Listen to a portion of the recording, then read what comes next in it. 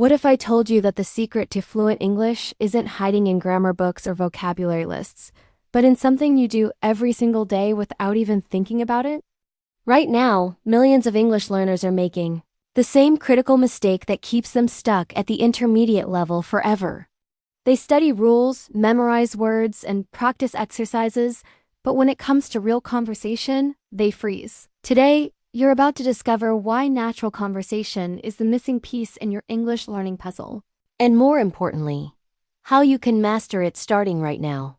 Welcome to an authentic English conversation where nothing is scripted, nothing is rehearsed, and everything you'll hear is exactly how native speakers communicate in real life. I'm here with my husband Dan, and we're about to dive into the questions you submitted about our daily routines, challenges, and lifestyle. These aren't textbook answers or perfect responses. This is real English with all its natural flow, interruptions, and genuine reactions. What makes this lesson different from anything you've experienced before is that you'll hear how we actually think, pause, correct ourselves, and build ideas together in conversation. You'll discover phrases that never appear in traditional English courses, understand how native speakers really use grammar and context, and most importantly, you'll realize that perfect English isn't about having perfect answers. It's about connecting, communicating, and being understood. The questions we're covering today came directly from English learners like you, people who want to understand not just what we say, but how we live, how we think, and how we handle the complexities of modern life. From grocery shopping routines to managing work and family life, from fitness habits to language learning strategies, every topic reveals something valuable about natural English communication. Each conversation naturally flows into the next, giving you a complete picture of how English speakers navigate daily discussions. Before we begin, I want you to pay attention to something specific. Notice how we don't always finish our sentences perfectly, how we interrupt each other naturally, and how we use small words like, well, and so to connect our thoughts. These aren't mistakes or bad habits. These are the building blocks of natural English, conversation that you won't learn from textbooks, but are absolutely essential for sounding natural and confident when you speak. Let's start with our first question, which comes from Sergi, one of our dedicated learners. He asked something that might seem simple on the surface, but reveals so much about American culture and daily life. He wants to know how often we go to the grocery store and how we get there. Now, this might sound straightforward, but wait until you hear how this simple question opens up discussions about transportation, family logistics, and even the social aspects of shopping in America. Dan and I probably hit the grocery store about twice a week. There's usually one big shopping trip where we plan everything out, make a list, and stock up on essentials for the week. Then there's almost always a second trip because, let's be honest, we forget something or run out of milk or need something fresh that wasn't available during our main shopping day. It's become this predictable pattern that I think many families can relate to. The interesting thing is how we get there. We live close enough to walk technically, maybe 30 minutes if we were really motivated, but bringing back groceries on foot would be pretty challenging, especially with kids. We could bike there, but American infrastructure isn't really designed for cycling. You'd be sharing the road with cars, and it would take about 30 minutes compared to 5 minutes by car. When you have young children and busy schedules, that time difference becomes really significant. Our main grocery destination is Trader Joe's, which has basically mastered the art of making grocery shopping feel like a social experience. The employees wear these bright Hawaiian shirts, they're genuinely friendly, and they'll actually start conversations with you. They'll ask about your afternoon plans, recommend products, or just chat while they're checking you out. It's part of their marketing strategy, but it works because it makes the whole experience more pleasant and personal. This brings us to a much deeper question that several learners asked, and it's one that really makes you think about life balance and priorities. Carmen, Misako, Dongrim, and Tracy all wanted to know essentially the same thing with slight variations. How do we manage everything? Kids, business, work, house, food, responsibilities. How do we do it all without losing our minds? Tracy specifically mentioned wondering if I have any time for myself, while Dongrim asked about working overtime and managing a business. Here's the honest truth that might surprise you. We don't do it all. That's the first thing you need to understand. We can't do everything, and we've learned to accept that. This means making choices, sometimes difficult ones, about what gets our attention and energy and what doesn't. Dan gave up video games completely, not because they're bad, but because that time needed to go somewhere else when we became parents. It's about being intentional with your limited time and energy. The key insight is that you have to share responsibilities really well and make sacrifices in your personal life. We've gone through major transitions where we reorganized our entire lifestyle to accommodate new priorities. I used to work exclusively from home and handle most of the childcare and household management. Then we shifted so Dan could take on more home responsibilities while I expanded my work outside the house. These aren't small adjustments. They're complete lifestyle changes that require planning, communication, and flexibility. What people don't see behind the scenes is the team aspect of running a business. I have amazing people who help edit audio, create video content, manage emails, develop lesson materials, and handle technical issues. If I had to do everything myself while raising 3 children, it simply wouldn't be possible. Building systems and delegating tasks isn't just helpful. It's essential for maintaining any kind of balance. One mindset shift that helps me manage the chaos is focusing completely on whatever I'm doing in the moment. If I'm gardening with my kids, I try not to think about YouTube video ideas. When I'm in the office developing content, I try not to worry about dinner plans. This sounds simple, but it's actually quite difficult to maintain. Multitasking usually makes me less productive and more stressed, so I've learned to embrace being fully present in whatever activity I'm engaged in, even if it's just playing in the sandbox.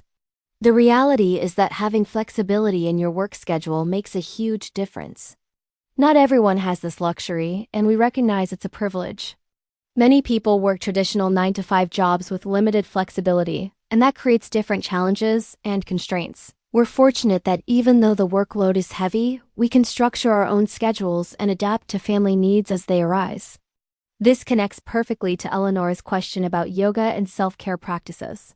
She asked if I do yoga to balance myself, which opens up this whole discussion about exercise, mental health, and finding activities that work with your current life situation rather than against it. Dan tried yoga when we lived in South Korea, but he's not flexible enough to enjoy it, and it just wasn't his thing. He prefers other types of physical activity that feel more natural to him. I love the idea of yoga classes, but right now, I don't have the lifestyle that supports going to a yoga studio twice a week. I could arrange childcare and make it work financially, but it would add another layer of coordination and planning to an already complex schedule. Instead of fighting against my current reality, I've chosen to wait until my daughter is older and in school. Then I can absolutely see myself joining the nonprofit yoga studio near us where all the teachers are volunteers. That community giving spirit really appeals to me. What we found instead is that our neighbor Lindsay is a personal trainer, and this has created the perfect exercise situation for our family. She lives right across the street, so Dan and I can alternate workout sessions while the other person watches the kids. I walk over there twice a week, and she shows me what to do with weights, which is something I would never figure out safely on my own. The next day, Dan does the same thing. There's very little friction or complexity, which makes it sustainable. The accountability factor is huge for developing exercise habits. Having someone expect you to show up makes all the difference between good intentions and actual consistency. Lindsay creates the workout plan, provides guidance on proper form, and makes it social and enjoyable. I just have to show up and follow instructions, which eliminates all the barriers that usually prevent people from maintaining exercise routines.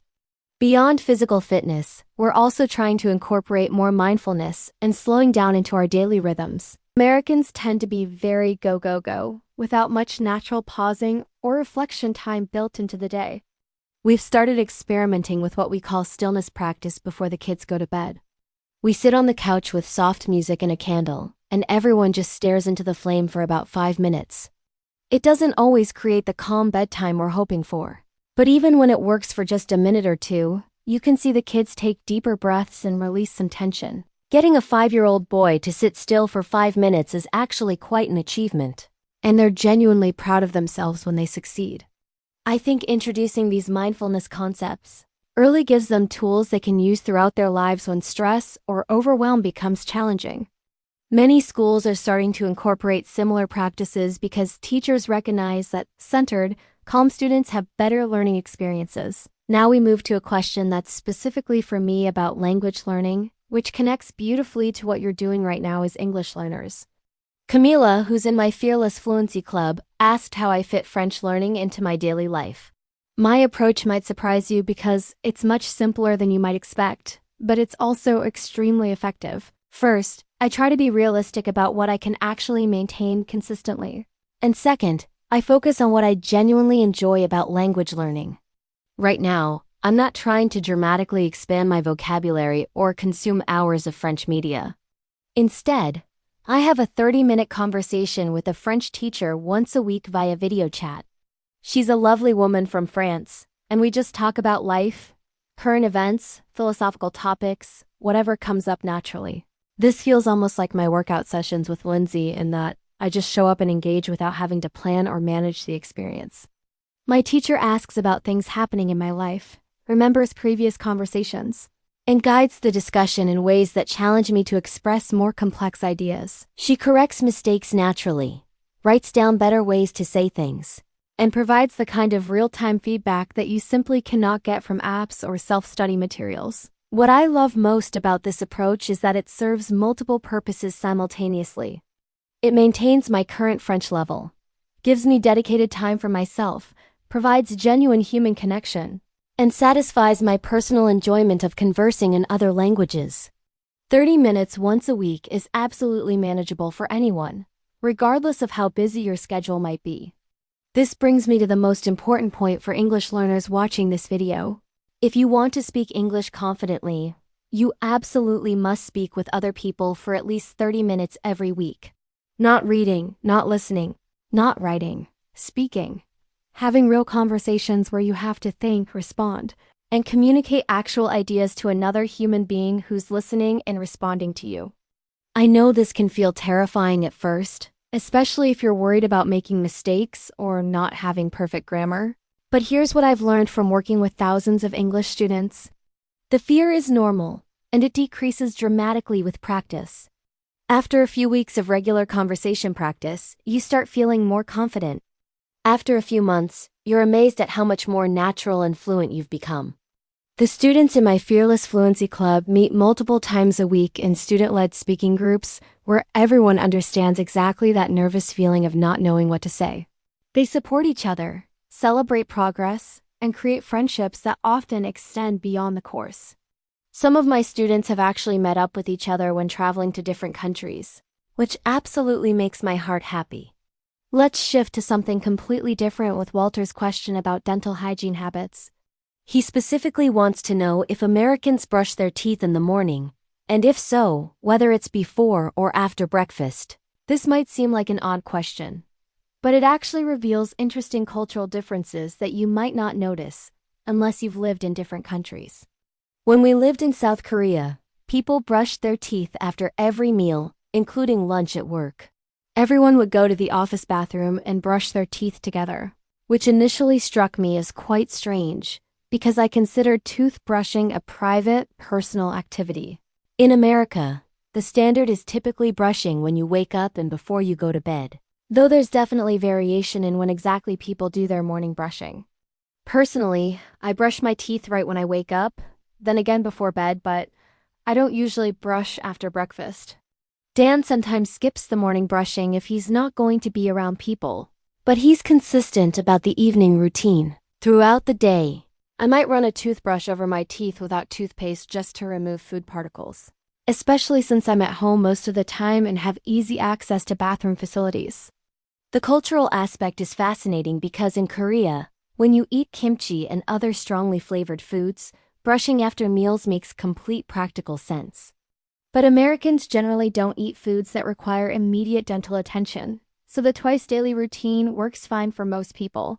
These kinds of cultural differences in daily habits reveal so much about lifestyle, food choices, and social expectations. Our final question comes from YouTube viewer Azur Rare Moon, who asks what song we can listen to and never get bored.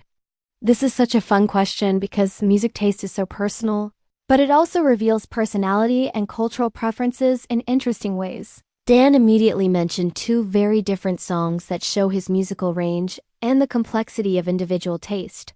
His first choice is Bohemian Rhapsody by Queen, which he describes as the most exciting song because it has different movements, breakdowns, and sections that keep you engaged throughout.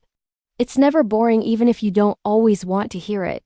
His second choice is much less mainstream, a song called Coyote by Joni Mitchell, which features just acoustic guitar, conga drums, and bass, but has incredible storytelling lyrics that he finds endlessly compelling. My choices reflect completely different musical preferences. I love Teenage Dream because it's consistently exciting and energizing. I also chose Cecilia by Simon and Garfunkel, which might seem like an odd choice because the lyrics are actually quite ridiculous when you think about them literally. The song talks about making love in the afternoon and coming back to find someone else in your bed, which isn't exactly relatable life experience for most people. But what I love about Cecilia is the pure joy and energy of the music itself. It's foot-stomping, catchy, and makes you want to move and sing along. The other night I was coming home and that song came on in my driveway, and I just sat in the car until it finished because it made me so happy. Sometimes a song captures a mood or energy that transcends the actual meaning of the words. Dunn added one more choice that's completely different from everything else, a song called Prison Song by System of a Down, which he warns might literally blow you away or even scare you if you're not prepared for that style of music. This shows how individual musical tastes can span completely different genres and energy levels depending on your mood and what you're looking for in the moment. These conversation topics might seem random or disconnected, but they actually demonstrate something crucial about natural English communication. Real conversations jump between serious topics like work-life balance and silly questions about favorite songs. They include practical information about daily routines and personal insights about exercise and self-care. They reveal cultural differences and individual preferences while maintaining a natural, flowing rhythm that feels effortless but is actually quite complex. Throughout this entire conversation, you've been hearing authentic English with all its natural characteristics. We interrupt each other, change subjects, use filler words, and build on each other's ideas in ways that feel completely normal to native speakers, but might seem chaotic if you're used to structured textbook dialogues.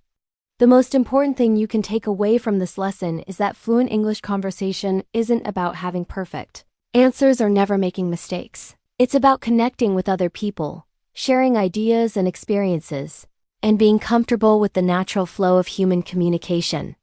Every time you engage in real conversation, you're developing these skills and building confidence that no amount of grammar study can provide.